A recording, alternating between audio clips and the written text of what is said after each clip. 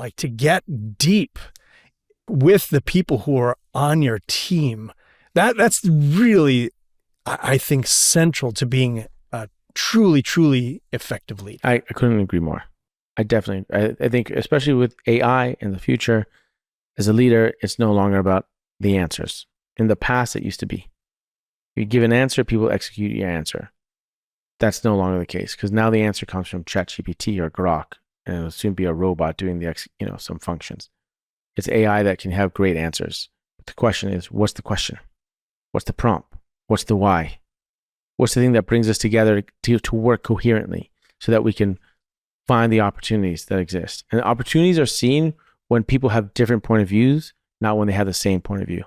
And all of AI will always have the same point of view because it's one ubiquitous learning machine. So when one node learns, everything learns. But we humans are totally different.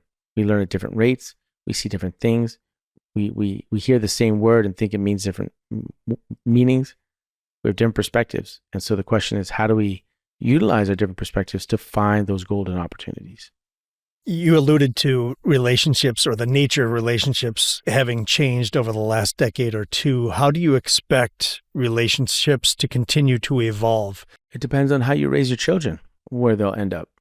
It depends on how you were raised. It depends on what you value. It depends on what you want to experience in this lifetime and where you put your effort and where you put your discipline. And I think it'll be both and a mix. And I think where I put the emphasis is, what am I doing now? What am I emphasizing now for my children? And then they'll be making their own decisions based on their own values and what they think are important. It seems like there's a greater awareness. I read Jonathan Haidt's book, The Anxious Generation. I'm sure you've read that or you're aware of it.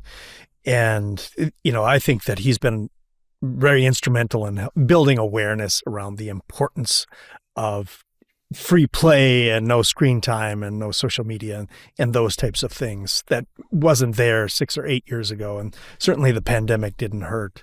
So I'm fairly optimistic that we're going to make the right choices and move toward more of a relationship-based, or making the right choices around creating and cultivating relationships. But I think the I just point don't is, know. But for me, the point is we have to do it now. We have to do it now. Because if we,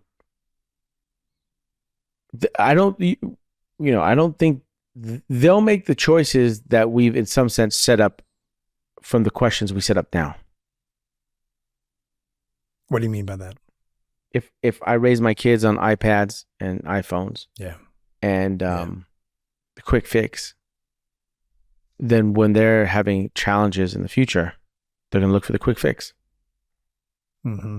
So it's not me hoping that they'll make the right choice then. It's me cultivating their abilities and their resilience now. So when I go home tonight and they see me, am I on the phone? Or does the phone go in a box and it gets locked in the box until 10 at night? Until they go to bed.